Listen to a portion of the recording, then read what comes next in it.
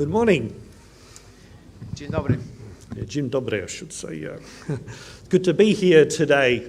Jest to bardzo dobrą rzeczą, że mogę być wśród was dzisiaj. Probably better switch my phone off. Okay, on silent. Okay, that's better. Nie, co? Pastor Halupka, he called me earlier in the year. Pastor Halupka wcześniej tego roku zadzwonił do mnie And he said, why don't we swap preaching in churches today? i powiedział tak, a co gdybyśmy zamienili się miejscami w naszych kościołach? Okay, and so he is preaching in my church at Rowville, Listerfield today. I tak się stało, on w tej chwili głosi, czy ma kazanie w Listerfield, w moim kościele. That I'm preaching in his church here at Dandenong. A ja jestem tutaj w jego kościele w Dandenongu. I have some bad news for you. Mam również złe wiadomości dla was. His church got the better deal. Jego kościół dostał lepszą ofertę, tak. Yeah, because I am here and he is there, so they will have a better sermon. Aha, a tylko dlatego, że on jest tam, ja ma lepsze kazania, a jestem tutaj. You couldn't miss, just before I start my sermon, you couldn't miss yesterday the significance of that vote in England, could you? The prophetic significance. Zanim zacznę swoje kazanie, na pewno wczoraj zauważyliście to znaczenie tego głosowania, które przebiegło w Anglii.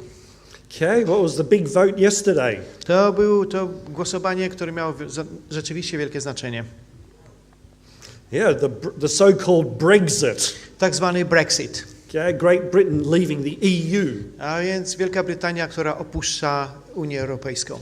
That prophecy of thousands of years ago by Daniel, we saw a partial fulfillment yesterday. Wczoraj widzieliśmy częściowe wypełnienie tego proroctwa tysiące lat temu napisane przez proroka Daniela. Daniel 2 says the nations of Europe will not remain united just like iron and clay don't stick together. Tak jak w drugim rozdziale Daniela prorok napisał, że narody Europy nie pozostaną związane tak jak nie może być powiązana glina z żelazem. And so we saw a partial fulfillment yesterday with England deciding, no, we don't want to be part of the European Union. Wczoraj widzieliśmy częściowe wypełnienie tego proroctwa, kiedy Anglia opuściła Unię Europejską. Okay, of that prophecy there's only one event that's still outstanding. W tym proroctwie jest tylko jedno wydarzenie, które jeszcze ma się wydarzyć. And that is the second coming of Jesus. A to jest powtórne przyjście Jezusa. And so that is what we are looking forward to, the soon return of Jesus. A to jest właśnie to, czego wyglądamy, to znaczy powtórnego przyjścia Chrystusa. So yeah, we are living in exciting times. A więc widzimy, żyjemy w bardzo interesującym czasie. Okay. A few years ago, I was in Korea as a missionary English teacher. I kilka lat temu przebywałem w Korei jako nauczyciel angielskiego języka. And during one of our breaks, some missionary teachers, we decided to visit Japan. I w jednej z takich przerw w szkole postanowiliśmy pojechać do Japonii. And had to, of course, get a visa to go to Japan. I oczywiście, żeby tam pojechać, potrzebowałem wizę. And I left applying for my visa a little bit late. I to moją aplikację na wizę pozostawiłem trochę zbyt późno. And so actually I had to go on the morning of my flight to the Japanese embassy at opening time to get my passport and visa. I tak w rzeczywistości w tym dniu, kiedy miałem opuścić Koreę i odlecieć do Japonii, bardzo wcześnie rano musiałem udać się do ambasady japońskiej, zaraz po jej otwarciu i tam ze swoim paszportem otrzymać tą wizę. So in the morning of my flight, caught a train and bus, went to the Japanese embassy. A więc w tym poranku, kiedy odlatywałem autobusem i pociągiem, udałem się do ambasady japońskiej. And at opening time, the rollers went up. Czekałem, aż otworzą drzwi. And the lady recognized me. I pani tam poznała mnie. And she says, okay, I'll get your passport. No, mówię, okej, w porządku, daj mi swój paszport. So she went to the office, got my passport and gave it to me. I tam szybko weszli do biura, dał mi paszport. Had a quick look, yep, Japanese visa. I tak, popatrzyła szybko, okej, potrzebujesz wizę japońską. So I went to the airport in Seoul. I oddałem się na lotnisko w Seulu. And I caught the flight to Japan. I tam wsiadłem na samolot do Japonii. And then in Japan had to go through immigration. A w Japonii oczywiście przechodziłem przez kontrolę paszportów, emigracji. And when I went through immigration, the officer looked in my passport. I tam przechodząc przez to urzędnik spojrzał w mój paszport.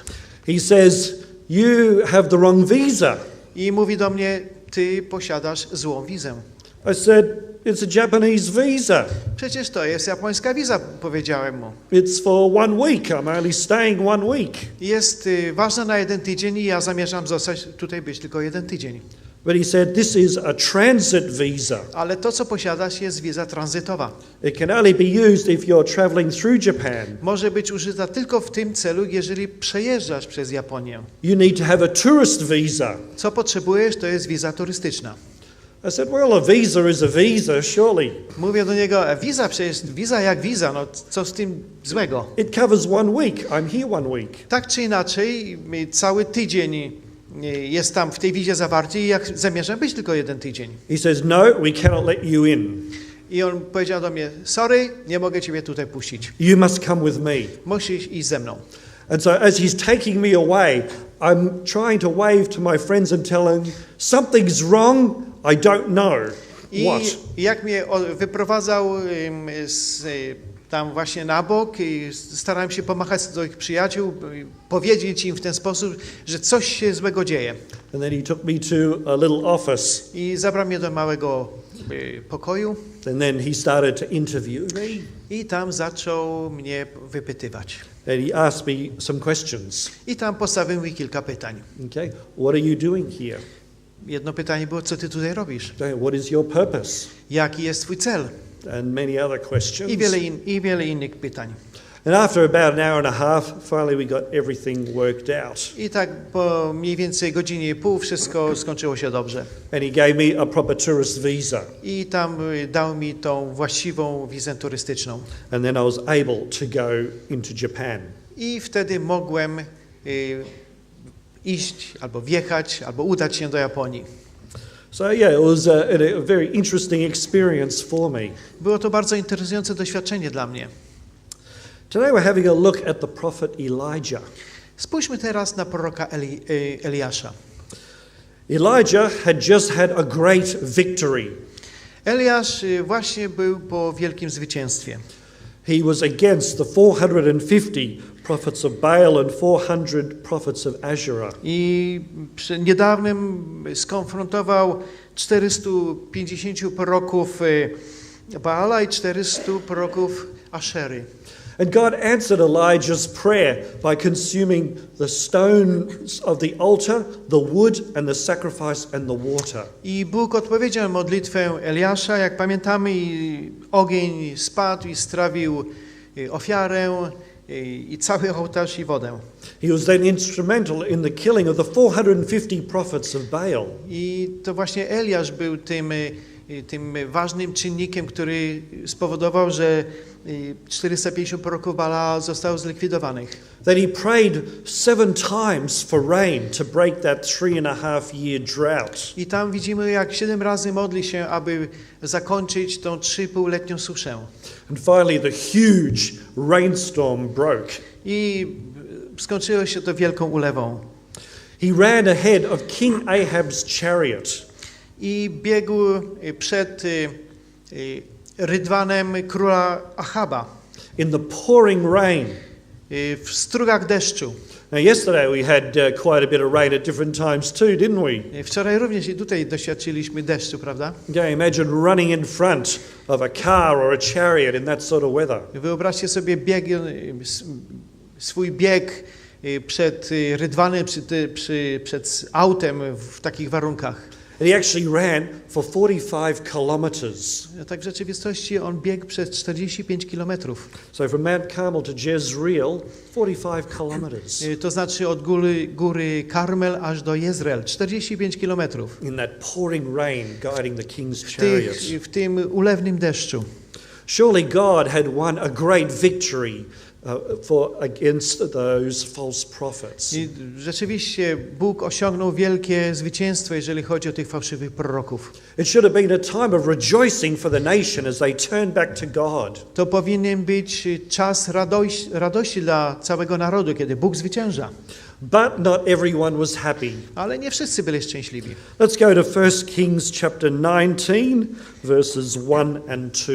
Otwórzmy pierwszą Księgę Królewską, rozdział 19 i tam od pierwszego wiersza. 1 Kings chapter 19, and we'll read verses 1 and 2.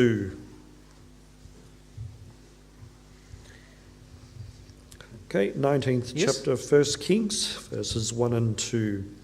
Now Ahab told Jezebel everything Elijah had done and how he had killed all the prophets with the sword. So Jezebel sent a messenger to Elijah to say, "May the gods deal with me, but yet ever so severely, if by this time tomorrow I do not make your life like that of one of them." I czytam pierwszy i drugi wiersz 19 rozdziału pierwszej Księgi Królewskiej. Ahab opowiedział Izabel wszystko, co uczynił Eliasz i jak kazał wybić mieczem wszystkich proroków Baala. Wtedy Izabel wyprawiła gońca do Eliasza z takim poselstwem. To niechaj uczynią bogowie, niechaj mi sprawią, że jutro o tym czasie uczynisz z twoim życiem to samo, co stało się życiem każdego z nich. So Jezebel threatened to kill Elijah just like Elijah had killed the prophets of Baal. I tutaj widzimy, jak Jezabel grozi, że zabije Eliasza, tak jak on zabił proroków Baala. Now you would have thought after killing 450 prophets of Baal and confronting them, Elijah would be full of courage. I moglibyście sobie wyobrazić, że po tym jak tych 450 proroków zginęło i po tym, co się tam wydarzyło, Eliasz mógłby się czuć w pełni odważny. Okay, let's read chapter 19, verse 3, the first part. Elijah was afraid and ran for his life. I w trzecim wierszu pierwsza część mówi tak. Zląkł się więc i ruszył w drogę, aby ocalić swoje życie. So the threat of being killed by one woman set him running. A więc to niebezpieczeństwo, że zostanie zabity przez jedną kobietę, spowodowało to, że zaczął uciekać. And run he did. I rzeczywiście uciekł. We'll continue reading the second half of verse 3 down to 5. No, czytajmy dalej. Begin at verse 3. Elijah was afraid and ran for his life. When he came to Beersheba in Judah, he left his servant there, while he himself went a day's journey into the desert. He came to a broom tree, sat down under it, and prayed that he might die. "I've had enough, Lord," he said. "Take my life. I am no better than my ancestors." Then he lay down under the tree and fell asleep. Okej, czytamy wiersz 3, 4 i 5, 19 rozdziału. Zląkł się i ruszył w drogę, aby ocalić swoje życie i przyszedł do Berszeby, która należy do Judy, i tam pozostawił swojego sługę. Sam zaś poszedł na pustynię o 1 dzień drogi, a doszedłszy tam, usiadł pod krzakiem jałowca i życzył sobie śmierci, mówiąc: "Dosyć mi już, Panie, weź moje życie, gdyż nie jestem lepszy niż moi ojcowie." Potem położył się i zasnął pod krzakiem jałowca. Lecz oto dotknął się go anioł i rzekł do niego: "Wstań, posil się." Elijah must have been quite a fit prophet. I Eliasz to był prorok, He ran 152 kilometers. który był bardzo fizycznie zdatny, ponieważ musiał przejść 450 kilometrów. From Jezreel to Beersheba was 152 kilometers. I od Jezreel do Beersheba było ponad 450 kilometrów. So this was not just a short trip down the road. Sorry, It was not a short trip down the road. What was the distance? 152 kilometers. Nie było 450, tylko 152 kilometrów od Jezreel do Beersheba. Okay. And then at the end, when he got there, he wanted to die. A jak już tam doszedł, to jego życzenie było umrzeć. Who ever wanted to give up on life sometimes? My również czasem chcemy się poddać. Who ever been discouraged with your circumstances, maybe a bit depressed? Kto z was był może kiedykolwiek przez okoliczności w depresji. Yeah, sometimes life can do that to us, can't it? Czasem zdarza się to i naszym życie właśnie dokładnie to czyni nam. I remember at a stressful time in my life, I almost did something stupid. Ja przypominam sobie podobny taki czas stresu w swoim życiu i prawie zrobiłem coś niemądrego. I was going to be ordained as a church pastor. Było to w tym czasie, kiedy miałem być ordynowany jako pastor. And I decided I don't think I want to be a pastor anymore. I w zasadzie tak zdecydowałem, że wcale nie chcę być pastorem. As you probably know, there's joys in being a pastor in the church, but there's also sometimes some not so good things Jak na about pewno being a wiecie, pastor. bycie pastorem przynosi pewne radości, ale również są chwile, że być pastorem nie jest taką dobrą rzeczą. Yeah, and sometimes there's conflict with people. Są pewne konflikty międzyludzkie. And so I thought, well, my ordination is coming up. I tak powiedziałem sobie, okej, moja ordynacja się zbliża. Now is the time for making a decision. I teraz nastał czas, aby powziąć I've been decyzję. called by God to be a pastor. I żeby być pastorem, sorry, what was I obey God? You said. I've been called to be a pastor. I zostałem powołany przez samego Boga, aby zostać pastorem. But I'd had enough. Ale tak w rzeczywistości mam wszystkiego dosyć. Let someone else do the job. Niech inny tą pracę wykonuje. And so I thought, well, I'll give it one last chance. A więc powiedziałem sobie, dobrze, postanowię to w ten sposób, że jeszcze jedną szansę dam tej decyzji. I'm going to go away for a weekend and just spend time with God. I postanowiłem odjechać na cały weekend i spędzić ten czas z Bogiem. I'll spend my time just in Bible reading and prayer. I ten czas postanowiłem spędzić na czytaniu Słowa Bożego i modlitwie. And then I'll decide if I'm going to continue be ordained as a pastor or whether I finish. I na końcu tego weekendu, jak zdecyduję, będę albo nie będę pastorem. Now, the fact that I'm preaching here means you probably know the end of the story. No, sam fakt, że tutaj stoję przed wami i mówię kazanie, na pewno wiecie, jaki był wynik tej historii. But anyway, how I came here is also another story. Ale również jak ja tutaj przyszedłem, to jest znowu przedmiotem innej historii. Because there was a person who used to rent his house out very cheaply to pastors who wanted to have a personal retreat. Była osoba, która miała dom i używała ją jako takiego domu, gdzie pastorzy mogli odjechać i odpocząć. And so I contacted him and asked him, look, I'd like to book the house for a weekend. Zadzwoniłem do tego człowieka i zapytałem go, czy mogę tam pojechać na cały tydzień. So I packed some things, some food. Zapakowałem niektóre rzeczy, trochę jedzenia. And of course my Bible. Oczywiście wziąłem swoją Biblię. And I told my wife, I'm going for the weekend. No i odjechałem na cały weekend. And so I went there. I odjechałem tam. And I thought, okay, Bible reading and prayer. A więc powiedziałem sobie, alright, wszystko w porządku, będę się modlił i czytał Biblię. Okay, this was in the afternoon. I trwało tak do południa. And so I read my Bible and I started to pray to God. I rzeczywiście zacząłem czytać Biblię i modlić się. And then as I was praying, I started falling asleep. No i w czasie, jak się zacząłem modlić, zacząłem zasypiać. Have you ever done that? Czy zdarzyło wam się to kiedykolwiek? Yeah, sometimes we're praying and we go this direction, that direction, or maybe this direction. Czasami, kiedy się modlimy, różnie się to zdarza, głowa nam się kiwa. And I'd sort of wake myself up. I said, boy, I'm here for finding out whether I'm going to be continue as a pastor or not. I better concentrate on prayer. I obudziłem się, mówię, no przecież jestem po to, żeby się modlić, tutaj muszę podjąć decyzję i muszę się modlić. And so I'd start praying again to God. A więc zacząłem jeszcze raz się modlić do Boga. And then I'd start falling asleep again. I znowu sen mnie zaczynał zmagać. And then I would wake up again. I've got to concentrate because my whole future is at stake. Znowu się obudziłem i mówię, musisz się skoncentrować, bo cała twoja przyszłość tutaj. And so I would start praying earnestly again to God. I jeszcze raz zacząłem gorąco modlić się Bogu. And then I'd start falling asleep. I znowu.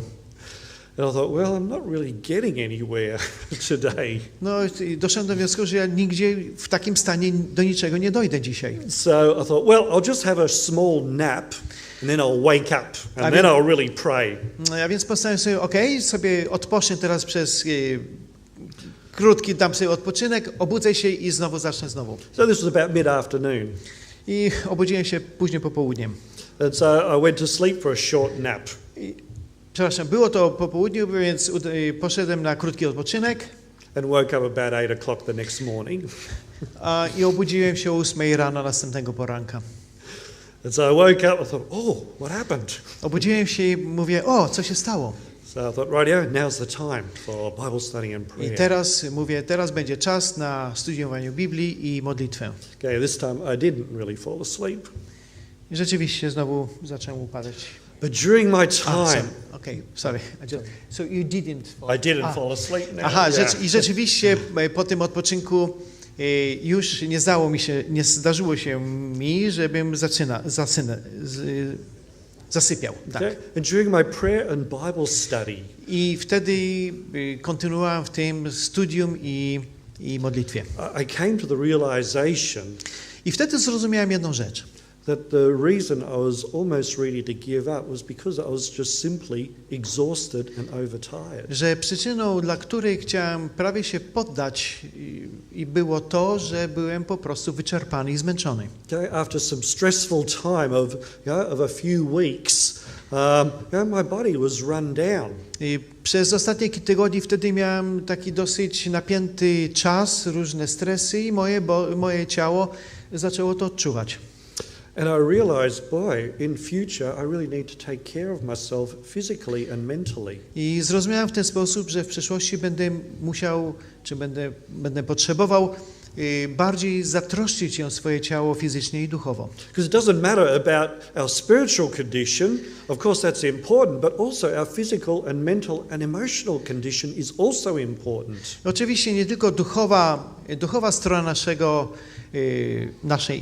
naszego bycia jest ważna, ale również ta fizyczna i mentalna.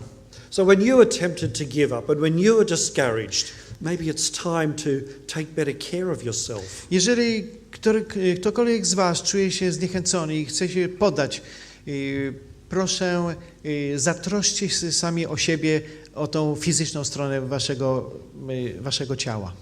Okay. Elijah was a great man, a great prophet. Eliasz był wielkim prorokiem. Yet, at a down time in his life, he wanted to die. Ale w tym czasie, kiedy już w tym wielkich w tym stresie, w tych napięciach chciał umrzeć. And sometimes that can happen to us, even as Christians. Czasem zdarza się również i nam, jako chrześcijanom. We might want to quit, we might want to die. Chcemy skończyć ze wszystkim i umrzeć. Okay, but maybe we need to take better care of ourselves. A w tym czasie trzeba bardziej zatroszczyć się o samych siebie. Okay, let's continue reading from verse 5. Czytajmy dalej od wiersza 5. Then he lay down under the tree and fell asleep. All at once an angel touched him and said, "Get up and eat." He looked around, and there by his head was a cake of bread baked over hot coals and a jar of water. He ate and drank and then lay down again. The angel of the Lord came back a second time and touched him and said, "Get up and eat, for the journey is too much for you." So he got up and ate and drank. Strengthened by that food, he travelled 40 days and 40 nights until he reached Mount Horeb, the mountain of God. There he went into a cave and spent the night. Czytajmy od wiersza 5 do 9. Potem położył się i zasnął pod krzakiem jałowca, lecz oto dotknął się go anioł i rzekł do niego: "Wstań, posil się." A gdy spojrzał, oto przy jego głowie leżał placek upieczony i dzban z wodą. Posilił się więc i znowu się położył. Lecz anioł przyszedł po raz drugi, dotknął się go i rzekł: "Wstań, posil się, gdyż masz daleką drogę przed sobą." Wstał więc, posiliwszy się, szedł w mocy tego posiłku 40 dni i 40 nocy, aż do góry Bożej Horeb. So Elijah, he ran again. A więc widzimy Eliasza, że znowu ucieka. In total, he ran 480 kilometers. w sumie biegł 480 kilometrów. More than halfway from Melbourne to Sydney. Jak tak weźmiemy, to jest więcej niż połowa drogi z Melbourne do Sydney. So again, not a short distance that he ran. A więc widzimy, że to nie był wcale krótki odcinek drogi, który biegł, czy szedł. Finally he reached Horeb, the mountain of God. Aż w końcu doszedł do góry Horeb, góry Bożej. If you were God, what would you say to your somewhat disobedient servant? Gdybyś był Bogiem, w jaki sposób zareagowałbyś na swojego nieposłusznego proroka, sługę? Because God hadn't told him to run away. Bóg przecież nie powiedział mu, żeby gdzieś uciekał. Let's see what God said. Popatrzmy, co Bóg powiedział. Okay, then in verse 9. Then he went into a cave and spent the night, and the word of the Lord came to him. What are you doing here, Elijah? Wiersz 9. I wszedł tam do pieczary, aby tam przenocować, lecz oto doszło do niego słowo Pana tej treści. Co tu robisz, Eliaszu? God didn't send him there. Bóg go tam nie posłał. God had sent him to confront the king. Bóg wysłał go, aby go skonfrontować z królem. God had sent him to the widow, the Zarephath. Bóg wysłał go do wdowy w Sarepcie. God had sent him to the brook Cherith to be fed and to drink during the time of drought. Bóg wysłał go, aby mieszkał przy potoku Keryt i tam przeczekał czas suszy. God had sent him to confront the prophets of Baal. Bóg wysłał go, aby do konfrontacji z prorokami Baala. But God had not sent him to the cave. Ale Bóg nie wysłał go do jaskini. He had run away in fear. On uciekł ze strachu. So what is Elijah's answer to this question? What are you doing here, Elijah? A jaka była odpowiedź Eliasza na to pytanie, co tu robisz, Eliaszu? Verse 10 onwards.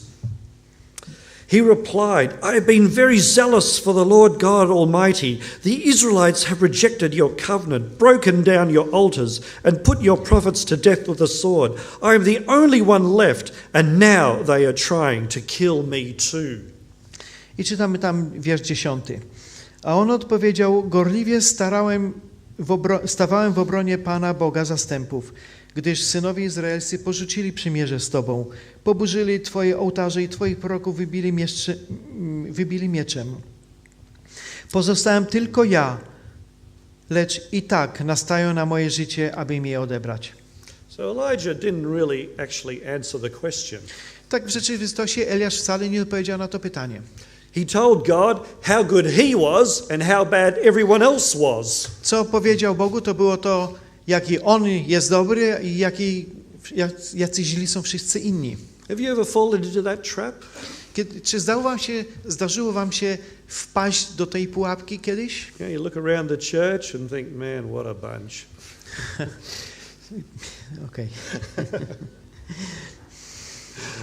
Okay, maybe it doesn't translate well into Polish, but sometimes I think, well, we're the only good ones, but look at all the ones around. Czasami o sobie myślimy, że tylko my jesteśmy tymi dobrymi, a wszyscy inni, no, nie wiadomo. Yeah, sometimes it's an easy trap to fall into, isn't it? Jest to taka pułapka, do której bardzo łatwo możemy wpaść. Okay, look down on everyone else, but think a bit highly of yourself. Możemy myśleć źle o innych, ale o sobie myślimy wysoko. Okay, I must admit I've fallen into that trap sometimes. Również ja mam z tym pewne doświadczenie. Okay, what does God say? Verse 11. The Lord said, go out and stand on the mountain in the presence of the Lord, for the Lord is about to pass by. Then a great and powerful wind tore the mountains apart and shattered the rocks before the Lord, but the Lord was not in the wind. After the wind there was an earthquake, but the Lord was not in the earthquake. And after the earthquake came a fire, but the Lord was not in the fire. And after the fire came a gentle whisper. When Elijah heard it, he pulled his cloak over his face and went out and stood at the mouth of the cave. And then a voice said to him, what are you doing here, Elijah? Wiersz 11 do 13. Rzekł więc do niego, wyjdź i stań na górze przed Panem. Oto Pan przechodził, a wicher potężny i silny, wstrząsający górami i kruszący skały szedł przed Panem. Lecz w tym wichrze nie było Pana. A po wichrze było trzęsienie ziemi, lecz w tym trzęsieniu ziemi nie było Pana. A po trzęsieniu ziemi był ogień, lecz w tym ogniu nie było Pana. A po ogniu był cichy, łagodny powiew. A gdy Eliasz usłyszał, zakrył płaszczem swoją twarz, wyszedł i stanął u wejścia pieczary, a wtedy doszedł go głos. Co tu robisz, Eliaszu? So God was not in those spectacular displays. Boga nie było w tych spektakularnych wydarzeniach, w tym pokazie. He wasn't in the mountains shattering or the earthquake. Nie był w tym trzęsieniu ziemi, ani w tym wichrze. Instead, God was just in that gentle whisper. Bóg był w tym łagodnym głosie. Okay? We are not only a people of the book, we are also a people of the voice. My nie tylko jesteśmy ludźmi księgi, również jesteśmy ludźmi głosu. When we look into our church's history, Kiedy patrzymy na historię naszego Kościoła, William Miller was a great Bible student. William Miller był wielkim, dobrym studentem Biblii. He studied the Bible very carefully. Studiował Biblię bardzo dobrze, bardzo wnikliwie. For many years. I czynił to przez wiele lat. And he came to that conviction that Jesus was coming soon. I doszedł do tego zrozumienia, że Pan Jezus już niedługo przyjdzie. Through the studies of the prophecies. Doszedł do tego poprzez studium proroctw. But that's not the reason that he shared it with people. Ale to nie było to przyczyną, że dzielił się z tymi ludźmi. He was a man of the book, of the Bible. On był człowiekiem Biblii, księgi. But the reason he shared is because he heard a voice telling him, go and tell it to the world. Ale przyczyna, dla której to robił i dzielił się z tym ludźmi, było ten cichy głos, który mówił mu, idź i opowiedz to innym. And so we need to be a people of the voice as well as a people of the book. A więc powinniśmy być nie tylko ludźmi księgi, ale również ludźmi głosu. We need to be spending time in prayer and study of the word to hear God's voice. Powinniśmy więcej czasu spędzić na modlitwie, aby ten głos Boży słyszeć. Okay, no, I can't claim God speaks to me every day or anything like that. You can. I can't. I nie mogę powiedzieć, że Bóg do mnie mówi każdego dnia. But there have been crucial times in my life where God has spoken. Ale były pewne krytyczne momenty w moim życiu, że rzeczywiście słyszałem ten głos. Not in a physical voice or anything like that. Nie był to jakiś fizyczny głos, But he has unmistakably spoken in my mind and ale heart. czułem, że to, co słyszałem, to, co wpłynęło na mnie, był to głos Boży. And not just me, I'm sure many of you as well. I jest nie tylko ja sam, ale jestem przekonany, że wielu z was przeżyło coś podobnego. So yeah, we're a people of the book, but we also are a people of the voice A więc as well. nie tylko jesteśmy ludźmi księgi, ale również ludźmi głosu. So how did Elijah answer God? A jak Eliasz odpowiedział Bogu? Verses 14. He replied, I've been very zealous for the Lord God Almighty. The Israelites have rejected your covenant, broken down your altars, and put your prophets to death and with the sword. And I'm the only one left, and now they are trying to kill me too. Wiersz 14. On odpowiedział, gorliwie stawałem w obronie Pana Boga zastępów, gdyż synowie izraelscy porzucili przymierze z Tobą. Twoje ołtarze poburzyli, a Twoich proroków wybili mieczem. Pozostałem tylko ja sam, lecz i tak nastają na moje życie, aby mi je odebrać. So Elijah tries to justify himself again A więc before widzimy to Eliasza, który stara się usprawiedliwić sam siebie. After running 40 days and 40 nights, he is still thinking about himself. Po tych 40 dniach przebytych ciągle jeszcze myśli o sobie. What does God say? A co Bóg mówi? Verse 15 onwards. I tam wiersz 15 i dalej. The Lord said to him, Go back the way you came and go to the desert of Damascus. When you get there, anoint Hazael king over Aram.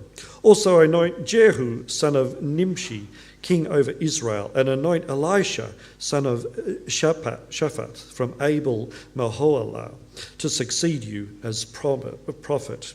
Jehu will put to death any who escape the sword of Hazael, and Elisha will put to death any who escaped the sword of Jehu. I tam 15 i 16 wiersz. A Pan rzekł do niego: idź, udaj się w drogę powrotną na pustynię damasceńską, a gdy tam dojdziesz, namaścisz Hazaela na króla nad Aramem. A Jehu, syna Nimsiego, namaścisz na króla nad Izraelem.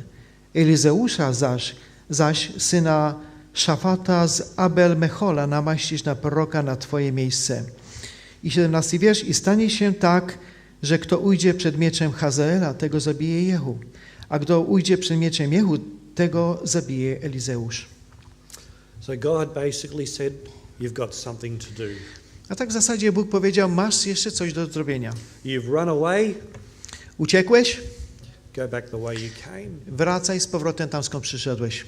And sometimes that's what it is for us as well. I bardzo czasem jest to dokładnie ta sytuacja z nami. Sometimes we run away from God. Czasem również i my uciekamy przed Bogiem. Sometimes our children run away from God, don't Czasem nasze dzieci uciekają od Boga. they? Okay, and sometimes God has to let people run. I czasami Bóg musi pozwolić ludziom, aby uciekli. God could have confronted Elijah day 10, day 11, day 12, day 20, day 30. Bóg mógł stanąć na drodze Elizeusza w 10 dniu, 11 czy 20. But he had to wait until Elijah was finally ready to listen. Ale Bóg czekał do tego momentu, aż Elizeusz był w końcu zdolny słuchać. So he had to let him run the 40 days until he'd exhausted himself. Pozwolił mu, aby biegł 40 dni, aby się zmęczył. And then he sent him, okay, now go back and do the work I have for you. I wtedy powiedział mu, okej, wszystko w porządku, a teraz wstań i wróć tam, gdzie byłeś, ponieważ mam pracę dla ciebie. We can come to church but be running away from God in our heart. My możemy chodzić do kościoła, ale tak w sercu możemy od Niego uciekać. And so God can say to us, okay, I've got work for you to do. I Bóg może powiedzieć do nas, mam pewną pracę dla ciebie do wykonania. So if you know someone that's running away from God, maybe in your family, have hope. Have hope. Ja, więc jeżeli widzicie kogoś, który ucieka od Boga, może to być ktoś z waszej rodziny, miejcie nadzieję. That a time in the future they will respond. Będzie czas w przyszłości, kiedy oni odpowiedzą. Just like the disobedient prophet Elijah. Tak jak to uczynił ten nieposłuszny prorok Elizeusz. I'd like to have a look at the parts of that question in 1 Kings 19 and verse 9. Spójrzmy na elementy tego pytania, które są zawarte, tak jak czytaliśmy. That question, what are you doing here, Elijah? To pytanie brzmi, co tutaj robisz, Eliaszu? So I'd like to have a look at parts of that question. Spójrzmy, może przeanalizujmy to pytanie. Okay, the first part is, what are you doing? I pierwsza część mu jest, co ty robisz? Okay, God is a God of action. Nasz Bóg jest Bogiem akcji. He has given us something to do. On dał każdemu z nas coś do zrobienia. Every person has something to do in God's church and for God. Każdy ma coś do zrobienia w jego kościele. And so God asks, what are you doing? A więc Bóg się pyta, co robisz? The next word, Następne słowo, what are you doing here? co ty tutaj robisz? What are you doing in this place where you are now? Co tutaj robisz w tym miejscu, gdzie się znajdujesz? Sometimes we want to do great work somewhere else. Czasami staramy się wykonać wielkie rzeczy gdzieś tam daleko. But God says to each one of us, what are you doing here, right here? Ale Bóg stawia nam pytanie, co robisz tutaj, w tym miejscu? In your office, in your factory, at university, what are you doing here? Tam, gdzie jesteś, w swoim biurze, na uniwersytecie, tutaj. And then the last word, what are you doing here, Elijah? I ostatnia część, co tu robisz, Eliaszu? God knows each of us by name. Bóg zna każdego z nas po imieniu. God has given each of us something to do right where we are. Bóg dał nam jakąś pracę, indywidualną pracę do wykonania dokładnie w tym miejscu, gdzie się znajdujemy. So it's a very interesting question that God asked Elijah, wasn't it? To było bardzo ciekawe pytanie, które Bóg postawił Eliaszowi, nieprawdaż? Okay, what are you doing here, Elijah? Co ty robisz tutaj, Eliaszu? Profound question we can all think about, isn't it? To jest bardzo głębokie pytanie. Każdy z nas może o tym pomyśleć. Okay, if God asked you that question, what are you doing here? your name? Tutaj właśnie możemy to pytanie zadać samego sobie. Co ty robisz? Swoje imię. It's a question worth thinking about. To jest pytanie, o którym warto pomyśleć. Now, maybe many of you have got a GPS in your car. Na pewno wielu z was ma GPS, czyli nawigację satelitarną. Okay, I've got one that talks, Ja mam taki instrument, który mówi do mnie but it talks too much. i gada zbyt wiele. I'm listening to something and the GPS keeps talking and talking. I słucham coś, a ten GPS gada i gada. So what I do, I switch off the voice. Ja co robię, to z reguły wyłączam ten głos. But you know what? Sometimes I'm so involved in listening to the radio or whatever, I go past where I should turn. I wiecie, co się zdarza? Czasem jestem tak zaabsorbowany tym, czym słucham przez radio czy co innego, że nie zważam na to, co mi mówi GPS i przejeżdżam mój cel. Okay, the GPS it's silent, but it's giving the directions on the screen. Wprawdzie GPS nic nie mówi, ale ciągle mi daje kierunek. Okay, and I can read it, but if I'm not watching, I'll miss the spot because I've turned off the voice. Mogę to czytać, ale jeżeli nie uważam, to i tak po prostu nie trafię na miejsce, do którego się chcę udać. And that's the same with us as Christians. To jest podobnie jak z nami, chrześcijanami. We have to read the Bible, but we also have to listen what God is saying to us through the Bible. My czytamy Biblię, ale również powinniśmy słuchać tego głosu Bożego, który mówi do nas przez Biblię. Or else we might miss something as well. Ale chyba, że chcemy coś nie trafić gdzieś. But the good news is God can always bring us back. Ale dobrą wiadomością jest, że Bóg nas zawsze może przyprowadzić z powrotem. Okay, with the older GPSs, one of the brands, it would always say if you went the wrong way, recalculating. Do you remember those? Niektóre z tych, szczególnie z tych starszych GPS-ów, mówią, przeliczam drogę. Okay, so God is not just a one chance God. A więc nie mamy tylko jedynej szansy, jeżeli chodzi o Boga. Okay, if we don't listen and we keep going the wrong way, God can keep saying recalculating. Jeżeli nie słuchamy i idziemy tam, gdzie chcemy, wtedy Bóg nam mówi, przelicz jeszcze raz, zobacz, gdzie idziesz. And even though Elijah had gone hundreds of kilometers out of the way, God still said, recalculating, go back this way. I mimo tego, że Eliasz przeszedł setki kilometrów, wtedy Bóg mu powiedział, przelicz i wróć tam, skąd przyszedłeś. And so we come back to that question that God asked. My powracamy do tego samego pytania, które Bóg zadał. What are you doing here, Elijah? Co ty tutaj robisz, Eliaszu? That's a question we can all ask ourselves this morning. To jest pytanie, które możemy sobie postawić tego poranku, każdy z nas. Okay, what are you doing here? Your name. Co robisz tutaj i tutaj możemy wstawić swoje imię. Thank you. Dziękuję.